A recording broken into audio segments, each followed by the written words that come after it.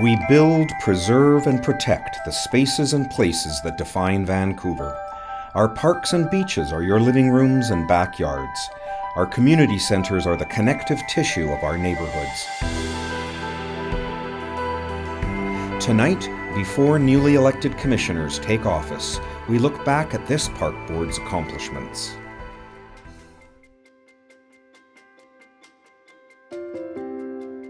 For the first time outside Beach Avenue, commissioners took oaths of office in December 2014 at a public inauguration at Van Dusen Botanical Gardens. Our first year began with an historic meeting with Musqueam, Squamish, and Tsleil-Waututh chiefs and councils. Gifts were exchanged, and the Stanley Park Intergovernmental Working Group was established as one of this board's foundational reconciliation actions. A few months later, we worked with partners to unveil the magnificent Luke Marston sculpture Shore to Shore in Stanley Park. The sculpture honors the kinship between immigrants such as Portuguese Joe and Coast Salish First Nations.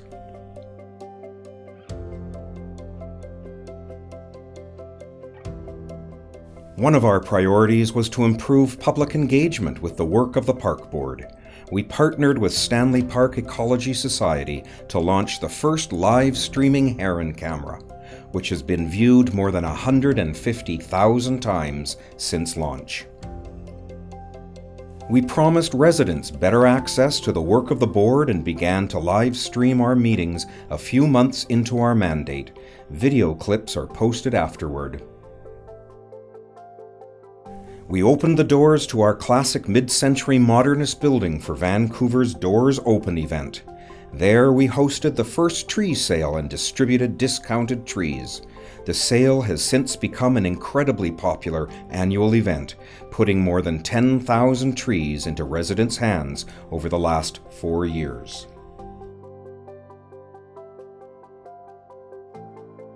A core value for us is equitable access for all. We continued the previous board's work on trans inclusion by launching a powerful poster campaign to support the move to inclusive signage in community centres. In July, we celebrated the transformation of Venerable Hastings Park with the renewal of historic Empire Fields and a new sports park named Slidey Slides. It got the poetic handle from kindergarten students. We celebrated park renewal and we faced environmental challenges. We made a plea for the trees as we introduced watering bags. 2,000 are now in use citywide. We launched a new water quality campaign, Pump Don't Dump, with free pump outs for recreational boaters and extended hours at marinas. Water quality was top of mind when the MV Marathassa spilled 2,700 litres of Bunker C fuel in English Bay. We worked with partners on cleanup and wildlife rescues as rangers patrolled the beaches. The surprise August windstorm was another tremendous challenge. Overnight, we lost more than 500 drought-weakened trees. We recovered most of this wood and made it available for residents for upcycling projects. A major improvement in access to programs as a new online booking system for recreation services went live. We had 1.8 million annual transactions through ActiveNet last year. This board approved many new special events to animate parks, including a zip-line pilot in Queen Elizabeth Park. 23,500 visitors and a few bridal parties took flight. We had a couple of rousing parties to celebrate two grand dames, Van Dusen Botanical Gardens at 40 and Queen Elizabeth Park on her 75th anniversary. A new expanded Festival of Lights delighted the public.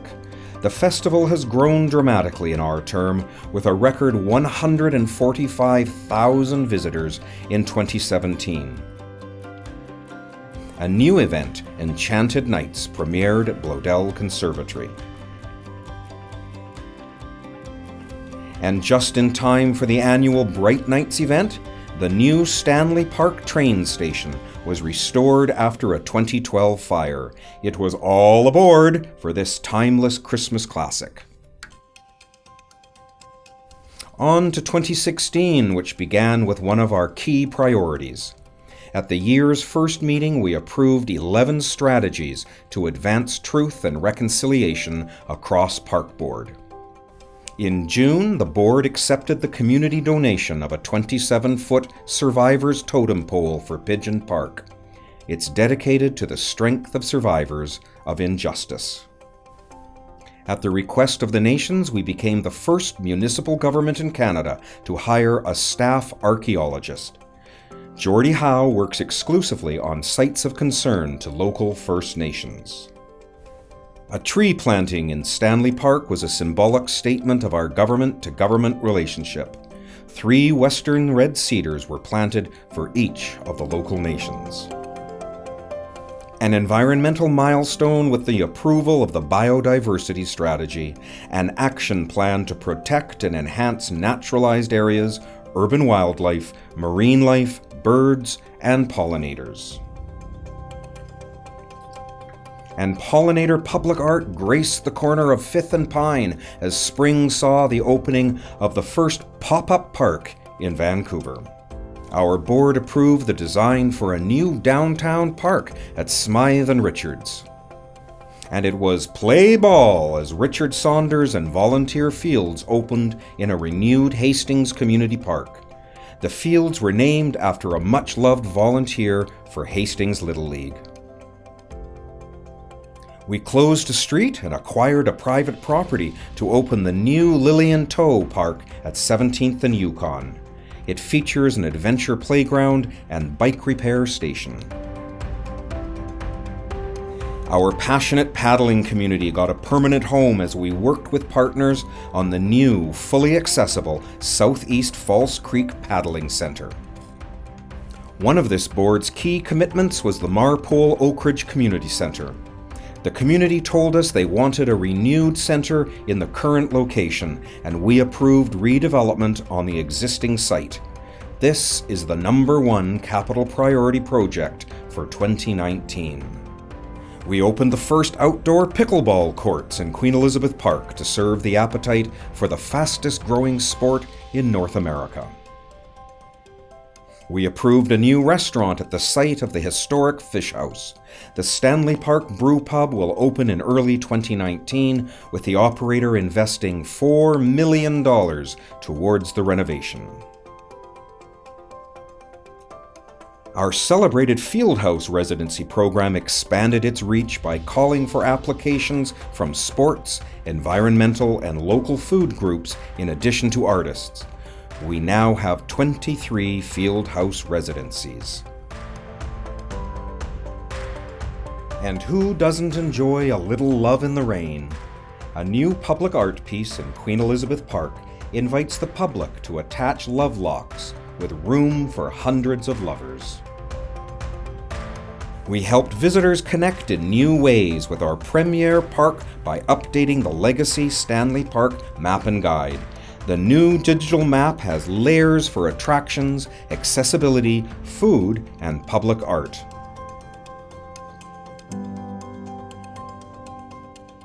And we added 2 new special events to the calendar as Glow in the Garden launched at Van Dusen for Halloween, and a winter Ferris wheel took visitors to Holiday Heights at the Bloedel Conservatory. 2017 brought challenges and opportunities as frigid temperatures created a crisis for vulnerable residents. We opened warming shelters at Creekside, West End, Kitsilano, and Britannia community centres. The cold gave us opportunities too, in the form of magical moments at Trout Lake. The ice was thick enough for Vancouverites to skate for the first time in 2 decades. In January, we celebrated the groundbreaking for a new Killarney Senior Centre with community and funding partners.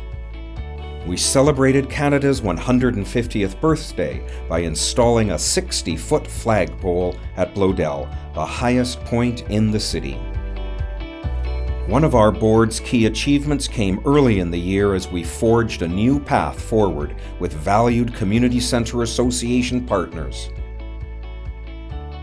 After an 18-month consultation, this board approved a new joint operating agreement.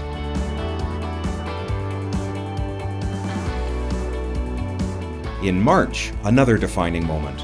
The vote by commissioners to prohibit the importation and display of cetaceans in city parks. In April, a home run for access and inclusion as we opened Western Canada's first accessible challenger baseball field with partners Variety Club, Jays Care, and Vancouver Canadians. It's designed like a typical Little League field with custom elements for disabled players. And this is the story of how a little girl named Sailor got to the sea. We rolled out a beach mat program providing access to the ocean for children like Sailor. We also added 10 new water wheelchairs for the mobility challenged. A new accessible pier was approved for Jericho Beach. It will be constructed after fundraising with the Disabled Sailing Association of BC. The Park Board welcomed trans, gender diverse, and two-spirit inclusion facilitators to the recreation team to ensure that programs are welcoming to all community members. And we expanded our leisure access program, now providing almost 18,000 low-income or marginalized residents with subsidized access to recreation. The city's largest and most accessible playground opened with a wonderful community celebration. The new Creekside Playground has a unique rubberized surface and features a zip line, water and sand play, and musical instruments. New playgrounds and new parks. This board approved the construction of 25 acres of future green space in the East Fraser lands.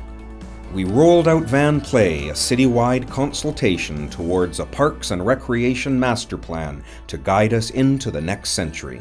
And we approved a citywide strategy for people, parks, and dogs. It features community stewardship and new off-leash areas. The summer saw an incredible array of reconciliation activities in parks for Canada 150+. Among them, gathering of canoes and the stunning Thunderbird sharing ceremony with aerial dancers in the old-growth trees of Stanley Park. We hired the first ever reconciliation planner with a mandate to lead and advise on decolonizing the Park Board. Rena Sutar has been our guide and inspiration on this path. This work requires us to look at how place names and monuments in our parks reflect colonial history. The nations have told us they find the name Siwash Rock disrespectful. The board voted to work with the nations on a process for renaming. Thousands of park visitors attended a new special event called Uninterrupted. It featured stunning underwater images of wild salmon spawning projected on the underside of the Cambie Bridge in Coopers Park. And you can see real urban salmon at the renewed salt marsh at New Brighton Park. This partnership with First Nations and the Port is a biodiversity milestone and is already attracting juvenile salmon and rich marine life. In January of 2018, this board delivered on another key promise, to lay the groundwork for a new outdoor pool. We approved a renewed Marpole Oakridge Community Centre as the pool location, subject to further public consultation. New pools and renewed pools. A multi-million-dollar renovation of Kitsilano Pool will provide a clearer and cleaner swimming experience at the longest outdoor pool in North America. Watching over it all is the iconic Wind Swimmer sculpture, damaged in a windstorm, restored and returned to Kit's Pool this year. And still on the aquatics front, Swim to Survive. Park Board staff teamed up with partners to provide drowning prevention education for 3,000 local students over 3 years. Almost 2 decades after the dream was launched by a dedicated group of seniors, the Killarney Senior Centre opened in June. The 10,000 square foot centre will serve a neighbourhood that is home to fully 1/3 of Vancouver seniors. Seniors and skaters, we serve them all. In June, we opened the renewed Quilchena Skate Park after extensive consultation with the skating community on updated features in the aging park. We renewed pools and parks and the famous Stanley Park seawall. The $4.5 million project is the largest restoration of the seawall in its 101-year history. On the reconciliation front in 2018, we approved a landmark colonial audit. It will examine actions such as the dispossession of people and traditional territories. It will also review the disturbance of archaeological sites and discounting of local Indigenous knowledge. 150,000 new trees for Vancouver by 2020. That's the goal, and we are more than 2/3 there. We celebrated the 100,000th tree milestone with a spring planting event at Templeton Park.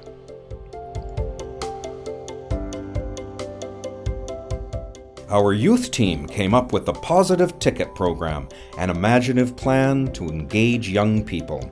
Free recreation passes are offered as a reward for acts of kindness and inclusion. Our public art program expanded as the whimsical seesaw seat sculpture by artist Germaine Coe was installed at Sunset Community Centre. Uncle Fester and Symphony at Sunset gave us the most successful summer ever for special events. The spectacle of the Stinky Corpse Flower brought 21,000 people to Bloedel over 10 days.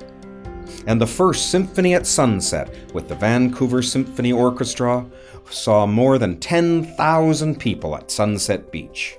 We hope to make more beautiful music together in the future. A much-loved Vancouver tradition, the wacky bathtub races returned to Kits Beach.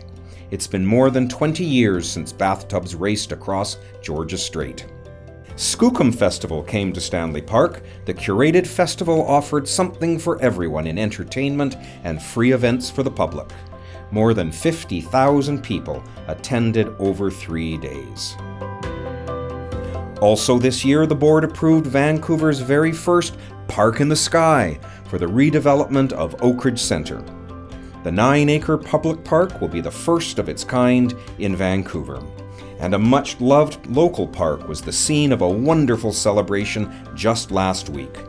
The redevelopment of Renfrew Ravine Park features a new state-of-the-art off-leash dog area and enhanced access to the magical ravine with stairs, bridges, accessible paths, and boardwalks. And that represents highlights of our work over the last 4 years. We have accomplished much, but there is still so much to do. Tonight, we pass the torch to newly elected commissioners.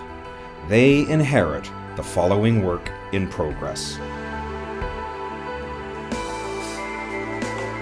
The Marpole Oakridge Renewal.